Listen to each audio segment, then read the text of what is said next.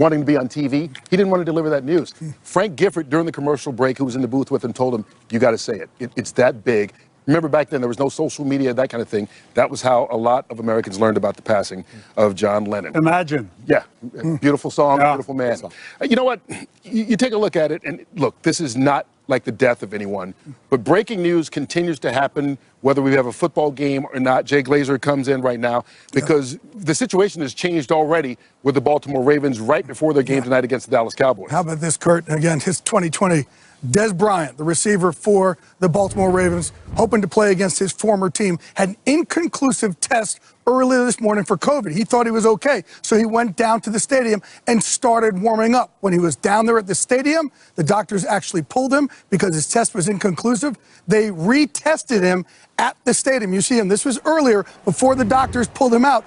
They retested him, and that test has come back positive. As a result of that, Dez Bryant has now been sent home. He will obviously not be playing in this game, but again, every time this thing, we think we're covering this thing, it throws us another curveball. Dez Bryant had an inconclusive test. They retested him today, and he is now positive, and he's out. So you wonder how they deal with the contact tracing. Right. Well, after you've already been out here, just real quick here before we go, Dez has already been on social media, and you can see that he's just as confused as we are. We had to blank out some words. But, tell me why they pulled me from warming up so I can get tested. I came back positive. I tested positive for COVID. You understand the rest of it. It's one of those situations where, like you said, contact tracing, all that kind of stuff, they do day of game testing now. And that's why sometimes it happens. We saw it happen in baseball with a player who's on the field. Luckily for everybody, this game hadn't started yet. So he is out of the game officially right now. Ezekiel Elliott knows the Cowboys have one path to the playoffs, and that is through the NFC East. Following losses in 5 of their past 6 games, they got to get right tonight against the Ravens. Now, as for Baltimore, they didn't get any help over the weekend in their playoff pursuit. At 6-5, the Ravens are perched on the 9th seed in the AFC, right on the bubble of this loaded wild card race. The extra spot gives Baltimore a fighting chance to work its way back into the picture after 3 straight losses to the Patriots, the Titans in overtime, and then the Steelers just last Wednesday.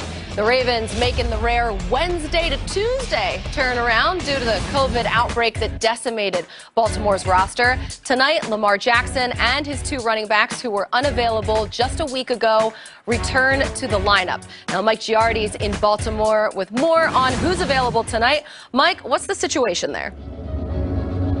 Well, obviously, everyone's excited to see Lamar Jackson get back on the field for Baltimore, but a couple key defensive guys expected to be back in the lineup tonight in Calais Campbell and nose tackle Brandon Williams. Campbell hasn't played since week 9 with a calf injury, then ended up on the COVID-19 reserve list. Williams with a high ankle sprain, and then also on the COVID-19 reserve list. Those 2 guys back against this Dallas offensive line spells good news for the Ravens. Also, you look at the backfield. Mark Ingram is the name that you talk about, but it's J.K. Dobbins sort of become his team, at least in that backfield as the running back, as the lead dog. 3 of the last 4 games that Dobbins has played, he's had 10 or more carries. Ingram's only had 2 games all season long with 10 or more carries. A changing of the guard, a physical runner in Dobbins, big body. That's what they want. They hit you with so many different runs, the Baltimore Ravens. Maybe Dobbins is in line for a big game against the Cowboys' run defense that is one of the worst in the league, Colleen. A huge injection of talent there with those guys returning to the field. Mike, thank you for all your work today. So finally, after weeks of a nightmare scenario, the Ravens are slowly working their way back to full strength. But what can we expect to see from them tonight after everything that they've been through, Steve? Well, you can expect a lot of good things, but let's be honest, these players really have struggled. And it's not also just the players, but the management as well. You got to think about this. They are coming in trying to figure out, do we have enough players to practice? How are we going to handle meals? How are we doing virtual learning? All of these things are really messing up routine. And as players, we love routine. Our whole philosophy of being an NFL player is built on the comfortability of our routine and how we get started mentally and physically. Yeah, Steve, I can't even imagine how challenging this environment must be for the Ravens players, dealing with the lack of practice, lack of meetings, lack of walkthrough time, constant changing of the schedule for the team, and then your own individual schedule with when you're going to take care of your body, when you're going to get your extra weight lifting in, when you're going to get your stretching in. Like, those routines are all the things that build comfort and confidence going into a game. And when you lose all that, it really stresses you out, and it leads to big distractions during the week. And so I think this Ravens team is going to be hungry to get back to that feeling of normalcy that they get when they walk down the hallway on game day and they go eat their pregame meal, and it feels a little bit more normal. And then they get their ankles taped and they start getting back into that routine, because when they step on that field, all their focus is going to be at the task at hand, which is going out and trying to win this game tonight against the Dallas Cowboys. And it gives you an opportunity to forget about the craziness of the last few weeks and how difficult and how awful it's been really for the Ravens to have to deal with this outbreak. And that's the beauty of going back and playing sports. It gives you an opportunity to forget about everything that's going on and have a single-minded focus and feel a little bit normal, at least for those 3 hours when you're on the field. And you guys are talking about what it takes mentally to get yourself situated and adjusted and back to playing good football. The reality is the Ravens were not playing great football, and they were not throwing the ball well outside. And I don't care how many Zoom meetings you have, you need time on the football field throwing the football with each other to get better at that. So yes, I know it's been tough mentally, but right here, they have to find a way to make it all work tonight. They honestly must crave just going out and playing football and being with their teammates because of all of the things that are just so different this year. And I guess, I mean, not to the extent that the Ravens have experienced it, but at this point, I mean, the entire league is sort of in the same boat, dealing with all of these different things coming at them from every direction. But one of the newest Ravens available tonight is playing his former team. That's right, scratch it off your Tuesday night bingo cards, everybody. Dez Bryant, a revenge game. He signed to Baltimore's practice squad in late October, promoted to the active roster in Week 9, and tonight he'll play his 4th game for the Ravens and his first ever against the team he spent 8 seasons with, the Cowboys. Now, over those 8 years in Dallas, Dez broke all sorts of franchise records, passing legend after legend, including our resident Cowboy here on the set, to become the all-time leader in receiving touchdowns in Cowboys history. Irv, I can see you reading that board over there. So, Irv, he is a member of the exclusive 88 Club.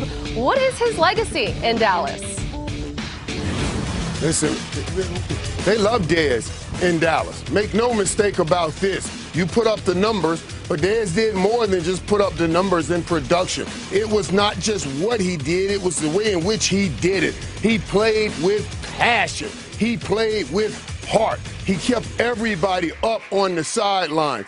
So even now, with young C.D. Lamb wearing that number, they even say, well, why can't he be more like Dez, who was more like Michael? Because they love that passion and intensity that Dez Bryant brought to the Dallas Cowboys. So in Dallas, he is solidified, but right now, he's trying to solidify things against the Dallas Cowboys tonight. Steve, you played with Coach Harbaugh. You played with him and went back and played against the Carolina Panthers. What is he like as a head coach when you are returning to play your former team? Well, I can say this. Coach Harbaugh, he is a difficult coach because he keeps you accountable. He grinds you on both sides. But what I really love about Coach Harbaugh is all he told me was, hey, you just keep your composure. We will take care of you.